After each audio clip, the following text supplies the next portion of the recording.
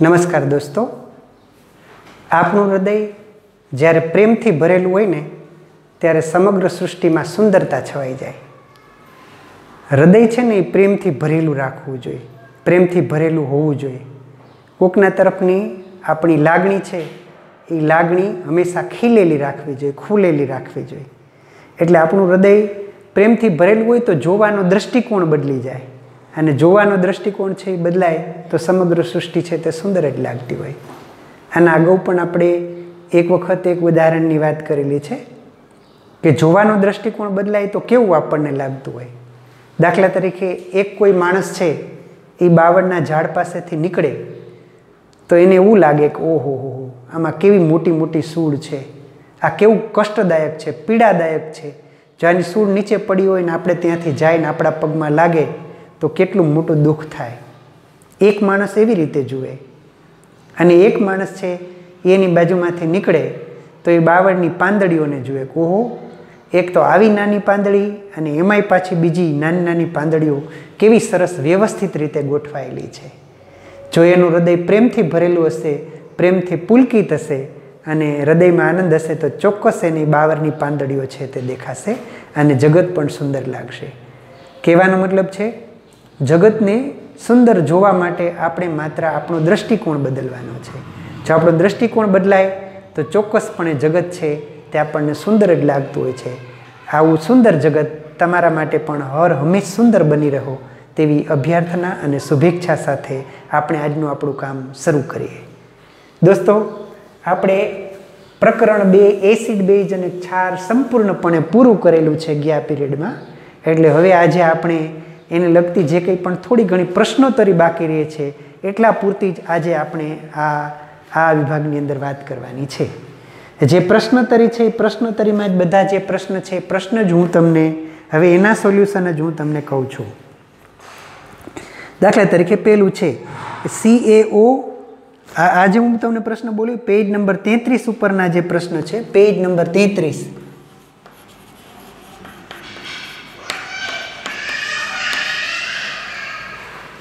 ઉપરના જે પ્રશ્ન છે એમાં પેલું છે CaOCl2 નું સામાન્ય નામ। CaOCl2 નું સામાન્ય નામ। દોસ્તો, આપણને રાસાયણિક નામ પૂછ્યું છે કે સામાન્ય નામ તે આપણે જોવું પડે।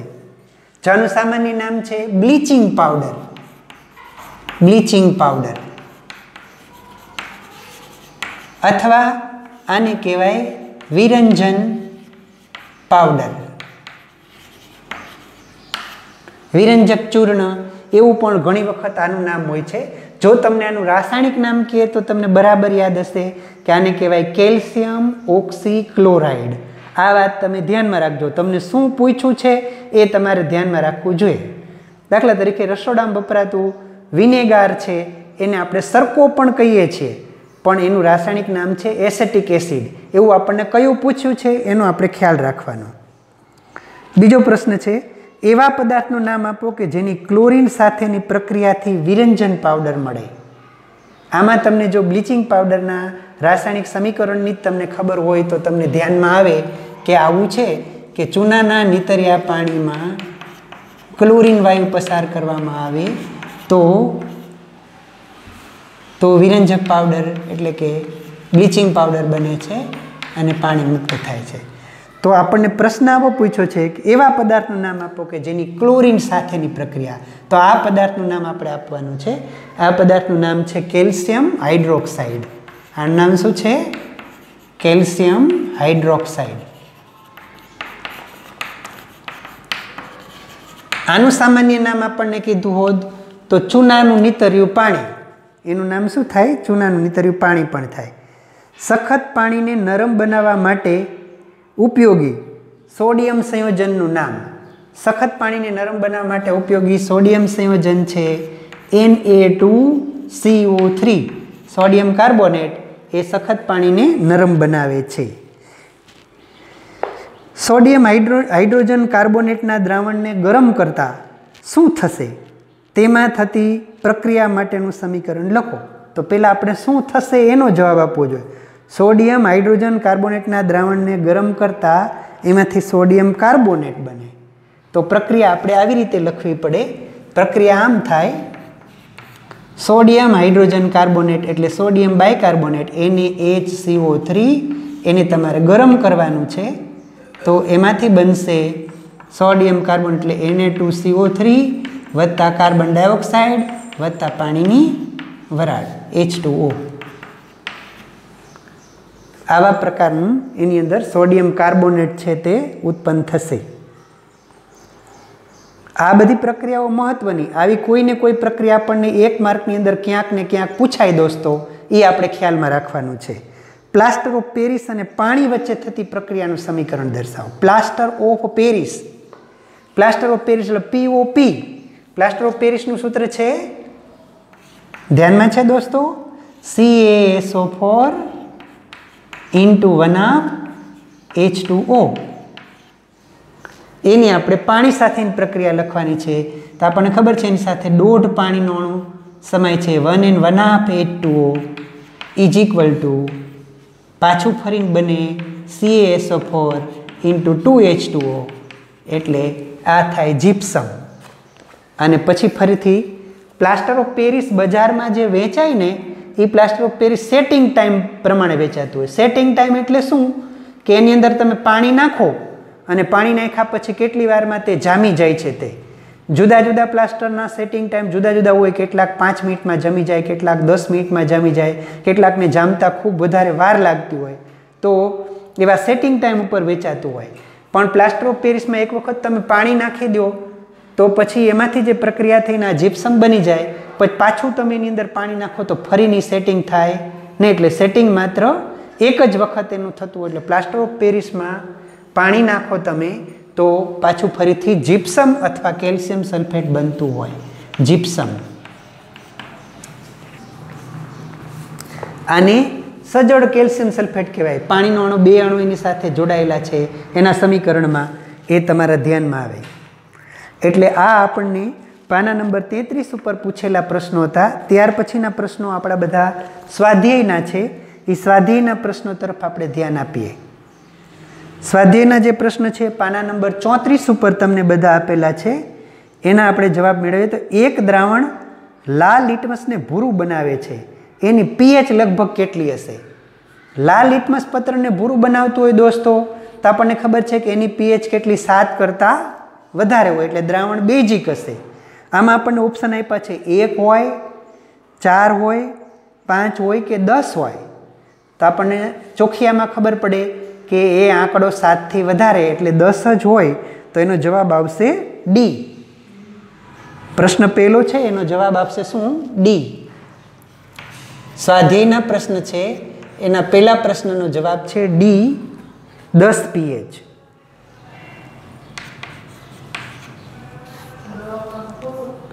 બીજું, એક દ્રાવણ ઈંડાના પીસેલા કવચ, ઈંડાના પીસેલા કવચ, ઈંડાના પીસેલા કવચ એટલે કેલ્શિયમ કાર્બોનેટ થાય. ઈંડાના પીસેલા કવચ સાથે પ્રક્રિયા કરીને વાયુ ઉત્પન્ન કરે છે જે ચૂનાના નીતર્યા પાણીને દૂધિયું બનાવે છે. તો દ્રાવણ ખાલી જગ્યા દર્શાવે. તમને એક દ્રાવણ કીધું, ઈંડાના પીસેલા કોચલા એટલે CaCO3, એની અંદર એક દ્રાવણ નાખ્યું છે. એ દ્રાવણ નાખતા તમને એમ કહે છે કાર્બન ડાયોક્સાઇડ ઉત્પન્ન થાય છે અને એ ચૂનાના નીતર્યા પાણીને દૂધિયું બનાવે એટલે આ વાયુ કેવો હોય? કાર્બન ડાયોક્સાઇડ જ હોય. તો એની સાથે જે પ્રક્રિયા થશે એ હશે હાઇડ્રોક્લોરિક એસિડ HCl. અને તો જ તે એમાંથી ધાતુના કાર્બોનેટની એસિડ સાથે પ્રક્રિયા થાય તો શું? કાર્બન ડાયોક્સાઇડ ઉત્પન્ન થાય. એટલે એમાં ઉત્પન્ન થતો વાયુ હશે કાર્બન ડાયોક્સાઇડ. તો આ બીજાનો જવાબ શું હશે? HCl. બીજામાં કયું દ્રાવણ હશે? HCl. એ જે આપણને બીમાં આપેલું છે એનો જવાબ થશે BHCl.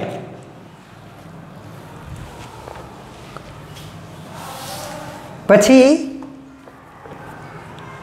ત્રીજું છે 10 મિલીલીટર NaOH દ્રાવણ લો, એનું 8 મિલીલીટર આપેલા HClના દ્રાવણ વડે સંપૂર્ણ તટસ્થીકરણ થાય. જો આપણે એ જ NaOH 20 મિલીલીટર દ્રાવણ લઈએ તેને તટસ્થ કરવા માટે HClના દ્રાવણની જરૂરી માત્રા પહેલાં હતું એ જ દ્રાવણ છે તો જરૂરી માત્રા કેટલી થાય? જે હતું એની દ્રાવણ હોય તો આ ડબલ હોય તો સામે ઓલું પણ કેવું થઈ જાય? ડબલ થઈ જાય. એટલે જો 10 મિલીલીટર NaOH દ્રાવણ તટસ્થ કરવા વપરાતો HCl બરાબર 8 મિલીલીટર હોય તો 20 મિલીલીટર માટે કેટલું? બરાબર ને? એમ કરીને પણ તમે કરી શકો આમ કે 10 મિલીલીટર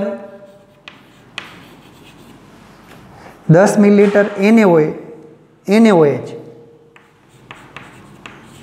n તટસ્થ કરવા માટે જરૂર પડે 8 મિલીલીટર HCl. 10 મિલીલીટર NaOH બરાબર કેટલા છે? 8 મિલીલીટર NaOH. તો 20 મિલીલીટર NaOH બરાબર કેટલા? 20 મિલીલીટર NaOH બરાબર કેટલા ml HCl થાય? તો 20 × 8/10 મીંડું ઉડી જાય. 8 દુ 16 મિલીલીટર. કેટલું થાય?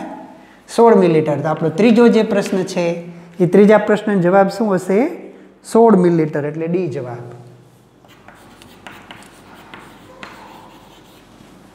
16 મિલીલીટર.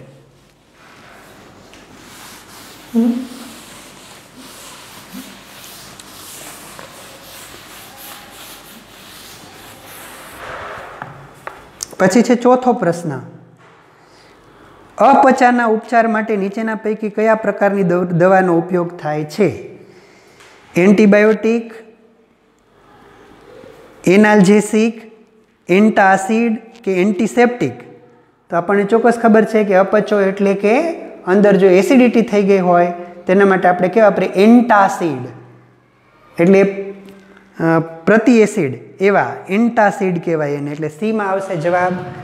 જે પ્રશ્ન ચોથો છે એની અંદર જવાબ આવશે સી, એન્ટાસિડ. એન્ટાસિડ. પછી છે પાંચમું આપણા માટે, નીચે દર્શાવેલી પ્રક્રિયાઓ માટે પહેલાં શબ્દ સમીકરણ અને ત્યારબાદ સમતોલ રાસાયણિક સમીકરણ લખો. પહેલાં શબ્દ સમીકરણ લખવાનું છે. તો આપણને એના બધાના સૂત્ર ખ્યાલ હોવા જોઈશે. મંદ સલ્ફ્યુરિક એસિડની દાણાદાર ઝીંક સાથે પ્રક્રિયા કરતા, એવું પહેલું છે. તો શબ્દ સમીકરણ આમ થાય: મંદ સલ્ફ્યુરિક એસિડ, સલ્ફ્યુરિક એસિડ વધતા ઝીંક.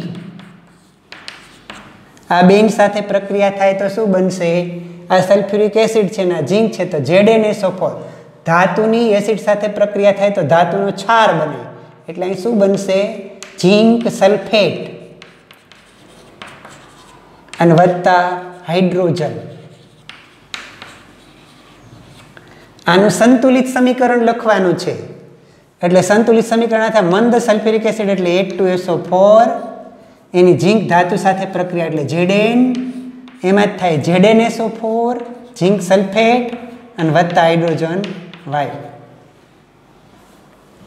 આ એકવયસ હોય આમ લખતા હોય તો આ છે તે સોલિડ હોય, આ સોલિડ થાય અને આ વાયુ સ્વરૂપે ઉડી જાય.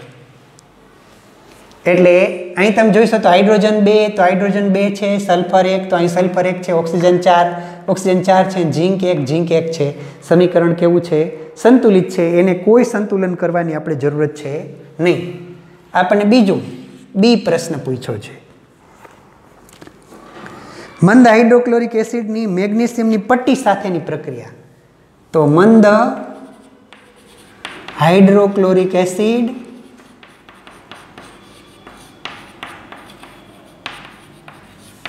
વધતા મેગ્નેશિયમ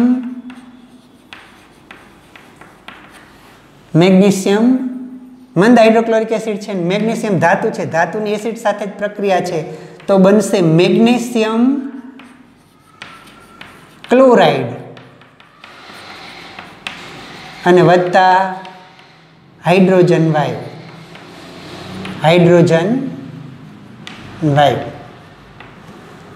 મંદ હાઇડ્રોક્લોરિક એસિડ એટલે HCl વત્તા મેગ્નેશિયમ પટ્ટી એટલે Mg is equal to MgCl2 magnesium chloride અને વધતા હાઇડ્રોજન વાયુ H2. અહીં Cl2 છે એટલે અહીં બગડો કરી દો એટલે 2 હાઇડ્રોજન, અહીં 2 હાઇડ્રોજન, 2 ક્લોરીન, અહીં 2 ક્લોરીન, 1 મેગ્નેશિયમ. સમીકરણ સંતુલિત. પછી છે સી ત્રીજું, મંદ સલ્ફ્યુરિક એસિડની એલ્યુમિનિયમના ભૂકા સાથે પ્રક્રિયા. મંદ સલ્ફ્યુરિક એસિડ વત્તા એલ્યુમિનિયમ વધતા નહીં is equal to sulphuric acid છે ને એલ્યુમિનિયમ છે એટલે બનશે એલ્યુમિનિયમ સલ્ફેટ છે ધાતુની એસિડ સાથેની જ પ્રક્રિયા એટલે બનશે હાઇડ્રોજન વાયુ. હાઇડ્રોજન. મંદ સલ્ફ્યુરિક એસિડ એટલે H2SO4 વત્તા એલ્યુમિનિયમ ભૂકો એટલે Al is equal to aluminium sulphate. આ સૂત્ર તમને આવડવું જોઈએ દોસ્તો. Al2SO4 thrice. આનું સલ્ફર એલ્યુમિનિયમ સલ્ફેટનું સૂત્ર શું થાય? Al2SO4 થ્રાઇસ વત્તા હાઇડ્રોજન વાયુ H2. અહીંયા દોસ્તો એલ્યુમિનિયમ 2 છે અને સલ્ફેટ 3 છે એટલે અહીં તગડું કરી દઈ. તંદુન 6 હાઇડ્રોજન થયા તો અહીંયા પણ તગડો કરી દેવાય એટલે તંદુન 6 હાઇડ્રોજનનું તો પૂરું અને 2 એલ્યુમિનિયમ અહીં કરી નાખવું. હવે ગણી લઈ બધું. તંદુન 6 હાઇડ્રોજન, તંદુન 6 હાઇડ્રોજન, 3 સલ્ફર, અહીંયા આ રહ્યા 3 સલ્ફર, ઓક્સિજન અહીં ખાલી 4 તરી 12 છે, અહીં 4 તરી 12 ઓક્સિજન છે અને હાઇડ્રોજન તો થઈ ગયા એટલે સમીકરણ આપણું સંતુલિત છે. પછી છે ડી.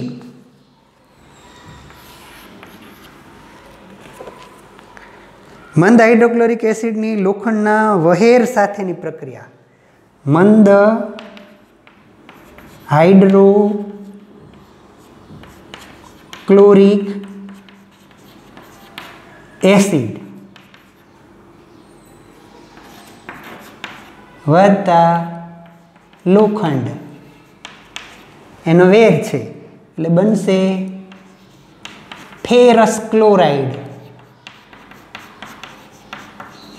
અને વત્તા હાઇડ્રોજન વાયુ. ધાતુની એસિડ સાથેની પ્રક્રિયા થાય તો બધી હાઇડ્રોજન વાયુ મુક્ત થાય તમને ખબર છે. મંદ હાઇડ્રોક્લોરિક એસિડ એટલે HCl વત્તા લોખંડનો વેર એટલે Fe. ફેરસ ક્લોરાઇડ બનશે એટલે FeCl2 વત્તા હાઇડ્રોજન વાયુ. FeCl2 છે એટલે અહીં બગડો કરો. બગડો કરો એટલે 2 હાઇડ્રોજન અહીં 2 હાઇડ્રોજન થઈ ગયા, 2 ક્લોરીન અહીં 2 ક્લોરીન છે, 1 Fe. સમીકરણ સંતુલિત. બરાબર. સમીકરણમાં સંતુલિતમાં કાંઈ કરવું પડે એમ છે નહીં. થઈ ગયું બધું બરાબર. હવે દોસ્તો બાકીના પ્રશ્ન છે એની ચર્ચા આપણે કરી છે પણ છતાંય તમે જુઓ આલ્કોહોલ અને ગ્લુકોઝ જેવા સંયોજન હાઇડ્રોજન ધરાવે છે પરંતુ તેઓ એસિડની માફક વર્ગીકૃત થતા નથી. એ સાબિત કરવા માટેની એક પ્રવૃત્તિ વર્ણવો. શું પ્રવૃત્તિ કરવાની આવે? એક ખાલી બીકર લેવાનું, એની અંદર 2 બૂચ મૂકવાના, એની સાથે 2માં ખીલી જોડવાની, ખીલી જોડીને બહારથી 2ને વાયર જોડી, એક 6 વોલ્ટની બેટરી, એક લેમ્પ અને સ્વિચ જોડીને પરિપથ પૂરો કરવાનો. અને પછી એની અંદર તમે ગ્લુકોઝ અને આલ્કોહોલની વારાફરતી નાખશો તો એની અંદર લાઇટ થશે નહીં. એ શું દર્શાવે છે કે એનું આયનીકરણ થતું નથી અને હાઇડ્રોજન વાયુ એમાંથી મુક્ત થતો નથી અથવા તો આયનો મુક્ત થતા નથી એટલે એમાં વિદ્યુતનું વહન થઈ શકતું નથી. આવું તમે દર્શાવી શકો. અને તમારી ટેક્સ્ટ બુકમાં પણ મને એમ છે એ પ્રવૃત્તિ દર્શાવેલી છે. એ પ્રવૃત્તિ આપણને આમાં એ પ્રવૃત્તિ છે તમારે પાના નંબર 22 ઉપર. 22 ઉપર એ પ્રવૃત્તિ તમને આકૃતિ આપેલી છે. તમને ધ્યાનમાં ના આવે તો પાના નંબર 22 ઉપરની તે આકૃતિ છે તે તમે જોઈજો એટલે તમારા ધ્યાનમાં આવશે. 7 નંબર. શા માટે નિસ્યંદિત પાણી વિદ્યુતનું વહન ન કરે જ્યારે વરસાદી પાણી વિદ્યુતનું વહન કરે છે? નિસ્યંદિત પાણી કેમ વિદ્યુતનું વહન નથી કરતું? કારણ કે નિસ્યંદિત પાણી એકલું હોય શુદ્ધ પાણી તેમાં હાઇડ્રોજન વાયુ મુક્ત થતો હાઇડ્રોજન આયન મુક્ત થતો નથી. પણ વરસાદી પાણી હોય તો એમાં એસિડ ઓગળેલા હોય તો એનું આયનીકરણ થયેલું હોય તો આયનીકરણ થવાને પરિણામે એમાંથી આયનોને કારણે વિદ્યુત પ્રવાહ છે તે વહી શકતો હોય છે. આમાં વિદ્યુત પ્રવાહ વહેતો નથી. શા માટે એસિડ પાણીની ગેરહાજરીમાં એસિડિક વર્તણૂક દર્શાવતા નથી? આ બધા પ્રશ્નોની ચર્ચા આપણે કરી છે. એનું કારણ એ છે કે શુષ્ક સ્થિતિમાં હાઇડ્રોક્લોરિક એસિડ અથવા તો કોઈ પણ એસિડ છે તે હાઇડ્રોજન વાયુ મુક્ત કરી શકતા, હાઇડ્રોજન આયન મુક્ત કરી શકતા નથી, એટલે એ એસિડિક વર્તણૂક દર્શાવતા નથી. કારણ કે એસિડ માટે H પોઝિટિવ અથવા H3O આયન છે તે જવાબદાર છે. પછી છે 9મો પ્રશ્ન.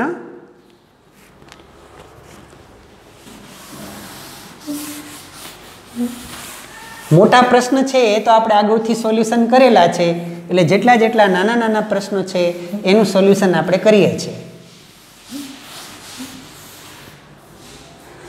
9મા પ્રશ્નમાં આપણને 5 દ્રાવણ આપેલા છે, A, B, C, D. C, D અને E આટલા દ્રાવણ આપ્યા છે. બધા દ્રાવણની અનુક્રમે pH છે 4 છે, 1 છે, 11 છે, 7 છે અને 9 છે. આ પણ પ્રશ્ન પૂછ્યો છે. આટલી pH દર્શાવે તો કયું દ્રાવણ તટસ્થ હશે? એ તટસ્થ કયું હોય?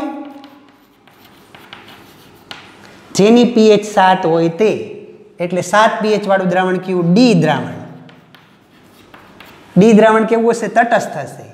બીજો આપણને એક પ્રશ્ન પૂછ્યો છે કે કયું દ્રાવણ પ્રબળ બેઝિક હશે?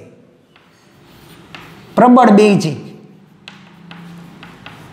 જેની pH સૌથી વધારે હોય, પ્રબળ બેઝિક હોય, એટલે શું હોય? C દ્રાવણ.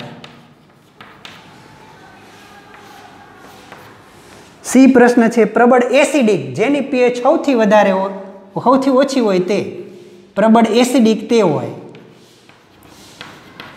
એટલે દ્રાવણ B દ્રાવણ. પછી ડી માં આપણને એવું પૂછ્યું છે કે નિર્બળ એસિડિક કોણ હશે? એ દ્રાવણ. આની એસિડિક pH છે પણ આના કરતાં વધારે pH છે. જેમ વધારે pH એમ નબળું હોય, નિર્બળ હોય, એટલે શું થાય? નિર્બળ એસિડિક કોણ હોય? એ દ્રાવણ. પછી છે નિર્બળ બેઝિક. નિર્બળ બેઝિક જેની pH 9 છે તે, એટલે કે E દ્રાવણ. પછી આપણને પૂછ્યું છે કે pH ના મૂલ્યને હાઇડ્રોજન આયનની સાંદ્રતાના ચડતા ક્રમમાં ગોઠવો. જો pH ના ચડતા ક્રમમાં આપણને કીધા હોત તો આવું હતું. pH નો ચડતો ક્રમ કયો કહેવાય? આમાં ચડતા ક્રમ ક્યાં કહેવાય? સૌથી નાનું પહેલું આવે ચડતો ક્રમ કહેવાય 1, પછી 4, પછી 7, પછી 9 ને પછી 11. પણ ધ્યાન રાખજો દોસ્તો, આપણને હાઇડ્રોનિયમ આયનની સાંદ્રતા કહીએ ને, એટલે હાઇડ્રોનિયમ આયનની સાંદ્રતા રહીને એ આ pH હોય ને એટલી 10 ની -ઘાત એના હાઇડ્રોનિયમ આયનની સાંદ્રતા થાય. હાઇડ્રોનિયમ આયનની સાંદ્રતા આપણને pH બરાબર આમ ખબર છે, pH બરાબર -log of હાઇડ્રોનિયમ આયન સાંદ્રતા ટુ ધ બેઝ 10. આવું એનું સૂત્ર છે. આ સૂત્ર અત્યારે તમારે આવતું નથી, પણ આવું એનું સૂત્ર છે. તો અહીંયા આપણને જો 7 pH આપી હોય તો એની આ હાઇડ્રોનિયમ આયનની સાંદ્રતા છે ને એ 10⁻⁷ થાય. કેટલી થાય? 10⁻⁷ થાય. તો આમાં હાઇડ્રોનિયમ આયન સાંદ્રતા છે ને આ બધાની pH પ્રમાણે ગણો તો આની 10⁻⁻1 થાય, આની 10⁻⁴ થાય, આની 10⁻⁷ થાય, આની 10⁻⁹ થાય, આની 10⁻11 થાય. તો તમે સરળતાથી જોઈ શકશો કે આમાં વધારેમાં વધારે મોટો આંકડો કયો કહેવાય, નાનો આંકડો કયો કહેવાય? માઇનસ ખાતું માથે છે એટલે મોટો આંકડો કયો કહેવાય? આવડો આ કહેવાય. અને સૌથી નાનો આંકડો કયો કહેવાય? આ કહેવાય. તો આપણને એમ કીધું કે હાઇડ્રોનિયમ આયનની ચડતો ક્રમ, એટલે આપણે આમ લખવું પડે H3 આયનની સાંદ્રતાનો ચડતો ક્રમ, એટલે કે 10⁻11 10⁻, આ નાનું કહેવાય. ચડતું એટલે નાનું મોટું મોટું મોટું એમ થતું જાય. 10⁻11 10⁻9 10⁻7 10⁻4 અને 10⁻1. એટલે કે 10⁻11 વાળું દ્રાવણ કયું કહેવાય? સી. સૌથી નાનું કયું? સી. સી પછી કયું? ઈ. પછી કયું? સી પછી ઈ પછી ડી પછી એ અને એ પછી બી. આ ચડતો ક્રમ થયો કહેવાય. એટલે હાઇડ્રોનિયમ આયનની સાંદ્રતાનો ચડતો ક્રમ આપણને કીધો છે. એ ચડતા ક્રમ પ્રમાણે જો આપણે ગોઠવીએ તો સી ઈ ડી એ બી એવી રીતે દ્રાવણ છે તે ચડતા ક્રમમાં સાંદ્રતામાં થાય. પછી 10મો પ્રશ્ન છે. આપણને એમ કીધું કે કસનળી એ અને બીમાં બે કસનળીઓ આપી છે. એક કસનળી એ અને એક કસનળી બી. બેયની અંદર શું કીધું? સમાન લંબાઈની મેગ્નેશિયમની પટ્ટી નાખી. આમાં આટલી અને આમાં આટલી, બે હરખી લંબાઈની છે. એકમાં હાઇડ્રોક્લોરિક એસિડ નાખ્યું. કેટલું નાખ્યું છે? હરખું જ બેયમાં. બેયમાં હરખું જ નાખ્યું છે. તો આમાં આટલું હાઇડ્રોક્લોરિક એસિડ સમજો, અને આમાં આટલું એસિટિક એસિડ. આમાં શું છે? HCl. આ શું છે? મેગ્નેશિયમની પટ્ટી. આમાં શું છે? Acetic acid. અને આ શું છે? મેગ્નેશિયમની પટ્ટી. તો આપણને પ્રશ્ન એવો પૂછ્યો છે કે કઈ કસનળીમાં અતિ તીવ્ર ઉભરા મળે છે? બેયમાં ધાતુની એસિડ સાથેની પ્રક્રિયા થાય તો હાઇડ્રોજન વાયુ મુક્ત થાય જ, પણ બેયમાં વધારે કેમાં થશે? આમાં, HCl વાળામાં. કારણ કે HCl પ્રબળ એસિડ છે, એનું પૂર્ણ આયનીકરણ થાય એટલે હાઇડ્રોજન આયન રહ્યાની આમાં વધારે હશે, એટલે આમાં ઝડપથી હાઇડ્રોજન વાયુ ઉત્પન્ન થશે, વધારે ઉભરા આવશે. આમાં ઓછા આવશે કારણ કે આ નિર્બળ છે, એનું પૂર્ણ આયનીકરણ થાય નહીં, એટલે હાઇડ્રોજન આયન બિલકુલ ઓછા હશે. ધાતુમાંથી મુક્ત થતા આયનો હાઇડ્રોજનને મળે ને એનો જ હાઇડ્રોજન વાયુ બનતો હોય. આમાં પુષ્કળ પ્રમાણમાં હાઇડ્રોજન વાયુ હશે, એટલે ધાતુ આમાંથી મુક્ત થતા ઇલેક્ટ્રોન મેળવીને ફટાફટ હાઇડ્રોજન વાયુની અંદરથી નીકળવા માંડે, એટલે એમાં ઉભરા વધારે આવશે. પ્રશ્ન 11મો. તાજા દૂધની pH 6 છે. જો તેનું દહીંમાં રૂપાંતર થાય તો pHના ફેરફાર વિશે તમે શું વિચારો છો? દૂધનું દહીંમાં રૂપાંતર થાય તો એસિડિક બને. એસિડિક બને તો pH ઘટે. pH ઘટે, બરાબર ને? દૂધનું જેમ જેમ દહીંમાં રૂપાંતર થાય તેમ pH ઘટે. એના પરિણામે દૂધનું દહીંમાં રૂપાંતર થાય તો pH ઘટશે, એમ આપણે ત્યાં લખવું પડે. પછીનો પ્રશ્ન છે. એક દૂધવાળો તાજા દૂધમાં ખૂબ જ અલ્પ માત્રામાં બેકિંગ સોડા ઉમેરે છે. તે તાજા દૂધની pH ને 6 થી થોડી બેઝિક તરફ શા માટે ફેરવે છે? શું કામ એવું કરતો હોય? કારણ કે જો દૂધ બગડી જવું એનો મતલબ શું? એની અંદર એસિડનું નિર્માણ થવું. જો બેઝ થોડોક નાખી દે તો જરીક પણ એસિડ બન્યો છે એનું તટસ્થીકરણ થઈ જાય અને એના પરિણામે દૂધ બગડે નહીં. એટલે થોડાક એની અંદર બેકિંગ સોડા નાખી દે તો એની pH છે તે 6 થી થોડીક વધી જાય. 6 થી થોડીક વધી જાય તો દૂધ મોડું બગડે. શા માટે આવું દૂધ દહીં બનવા માટે વધુ સમય લે છે? કારણ કે લેક્ટિક એસિડ જે છે દહીંની અંદર બન્યો હોય એમાંથી જે H આયન મુક્ત થયા અથવા તો એનું થોડુંક તટસ્થીકરણ કરી નાખે અને પરિણામે નવો એસિડ બનતા વાર લાગે, એટલે દૂધનું દહીં બનતા પણ એની અંદર વાર લાગે. સમજાય છે ને દોસ્તો? બરાબર છે. પછી એક પ્રશ્ન છે. પ્લાસ્ટર ઓફ પેરિસને ભેજયુક્ત પાત્રમાં સંગ્રહિત કરવું જોઈએ નહીં. કારણ કે પ્લાસ્ટર ઓફ પેરિસ છે એ કેલ્શિયમ સલ્ફેટ હેમીહાઇડ્રેટ છે. એની અંદર જો પાણીનો અણુ ઉમેરવામાં આવે તો એ સેટ થઈને પાછું એમાંથી જીપ્સમ બનાવી દે અને પાછું ફરીથી આપણે એને એમાંથી પ્લાસ્ટર ઓફ પેરિસ બનાવી શકીએ નહીં. અને એટલા માટે આપણે પ્લાસ્ટર ઓફ પેરિસ છે એને ભેજમુક્ત પાત્રમાં સંગ્રહિત કરવું જોઈએ. પછી છે તટસ્થીકરણની પ્રક્રિયા. પણ એ તો આપણે જાણીએ છીએ, આપણને ખબર છે કે એસિડ અને બેઝ વચ્ચે પ્રક્રિયા થવાથી છાર ને પાણી બને છે. આ પ્રક્રિયાને આપણે તટસ્થીકરણ કહીએ છીએ. કોઈ પણ એસિડ કે કોઈ પણ બેઝ આપણે લઈ શકીએ. વારંવાર કેટલાય સમીકરણો આપણે લીધા. દાખલા તરીકે HCl વત્તા NaOH NaCl વત્તા H2O, H2SO4 વત્તા KOH બરાબર K2SO4 વત્તા H2O. એવા કેટલાય સમીકરણો આપણે લઈ શકીએ છીએ. ધોવાના સોડા અને બેકિંગ સોડાના બે મહત્વના ઉપયોગ આપણે વારંવાર વાત કરી છે, એટલે એના વિશેની વાત અત્યારે આપણે કરતા નથી.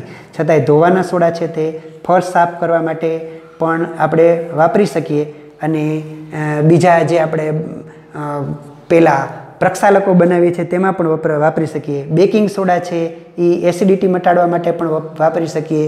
ઉપરાંત અગ્નિશામક બનાવવા માટે પણ આપણે તેનો ઉપયોગ કરી શકતા હોય. દોસ્તો, આ સાથે આ પાઠ છે તે અહીંયા પૂરો થાય છે. આમાંના કોઈ પણ તમને પ્રશ્ન હોય અથવા કાંઈ મૂંઝવણ થતી હોય તો મને ચોક્કસપણે મળજો. આપણે તમારા પ્રશ્નનો ઉકેલ કરશો. આજે આપણે આટલું અહીંયા રાખીએ છીએ. હોમવર્કમાં તમારે જે નાના પ્રશ્નોનું આપણે સોલ્યુશન કર્યું છે એ બધા નાના પ્રશ્ન લખવાના છે. કારણોને એવું મોટું બધું આવી ગયું હોય તો એને બીજી વખત આપણે લખવા નથી. એટલે જેટલા પણ નાના પ્રશ્ન છે એક લીટીની અંદર સમીકરણ સહિતના જે પ્રશ્ન છે ત્યાં સુધીના પ્રશ્ન તમે લખજો. એથી આગળ વધારે એક PH વાળો જે પ્રશ્ન છે ચડતા ક્રમમાં કે ઉતરતા ક્રમમાં એનો તમને ખ્યાલ આવે એટલા માટે એક પ્રશ્ન લખજો. બહુ વધારે આગળ બીજા પ્રશ્ન છે તે લખવાની જરૂરત નહીં. એટલું તમે હોમવર્કમાં એટલે કે પાકી નોટમાં લખજો. આપણે ફરી પાછા નવા પાઠ સાથે ફરીથી મળશું. નમસ્કાર.